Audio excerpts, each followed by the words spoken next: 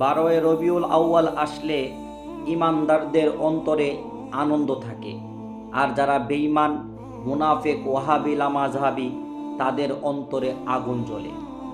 ভাই শুনুন, আমরা কেন আনন্দিত হই একটু শুনে যান। এই পৃথিবী যখন কুফরি ভরা ছিল, এই পৃথিবী যখন শিরকি ভরা ছিল, তখন অন্ধকারে যখন এই দুনিয়া ডুবি ছিল, তখন দয়াল নবী রহমাতুল্লিল আলামিন হযরতে সাইয়্যিদুনা মা আমেনা রাদিয়াল্লাহু তাআলা আনহুর ঘরে আগমন করলেন।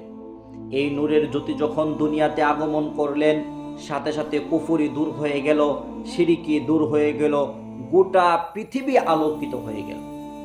এত নিয়ামত পাওয়ার পরে কেন আমি আনন্দিত হতে পারবো না? আপনি আমাকে বলেন।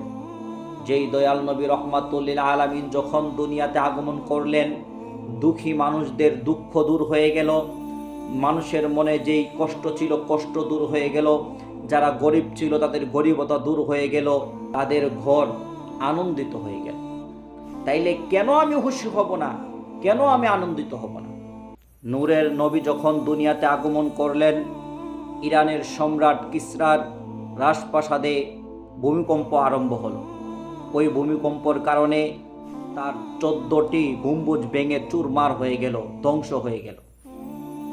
যেই অগ্নিকুটুর ছিল, যেই কুয়ার মধ্যে 100 বছর ধরে আগুন জ্বালিত ছিল, ওই আগুন সাথে সাথে বন্ধ হয়ে গেল।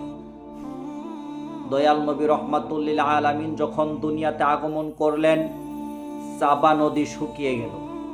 দয়াল নবী রহমাতুল্লিল আলামিন যখন দুনিয়াতে আগমন করলেন, কাবা শরীফের মধ্যে আনন্দিত হতে লাগলো। দয়াল নবী রহমাতুল্লিল আলামিন যখন দুনিয়াতে আগমন করলেন, ওই কাবা শরীফের মধ্যে হাজার হাজার যেই মূর্তি ছিল, ওই মূর্তি মাথা নিচু করে মাটিতে পড়ে গেল। দয়াল নবী রহমাতুল্লিল আলামিন দুনিয়াতে আসার কারণে আমি আপনি এতগুলি নিয়ামত পেয়েছি। এই অন্ধকার থেকে আমি আপনি আলোর সন্ধান পেয়েছি। তাহলে কেন আমি আপনি আনন্দিত হতে পারবো না? আপনি আনন্দিত হতে গেলে আপনি হাদিস খুঁজতে চান, আপনি আনন্দিত হতে গেলে আপনি কোরআন হাদিসের দলিল লাগবে। এতগুলি নিয়ামত আমাকে আপনাকে দিয়েছেন নবীজি আসার পরে। এই কুফরি থেকে, শিরকি থেকে, অন্ধকার জগৎ থেকে আমাকে আপনাকে আলোর দিকে এনেছেন। এর চাইতে আর কি চান আপনি? এর চাইতে কি চান আপনি? তাইলে আপনি যেহেতু আনন্দিত হতে পারবেন না, মনে রাখবেন আপনার মধ্যে অনেক অনেক ভুল রয়েছে। আপনি কোরআন হাদিস পড়ুন, জানুন, শিক্ষা করুন।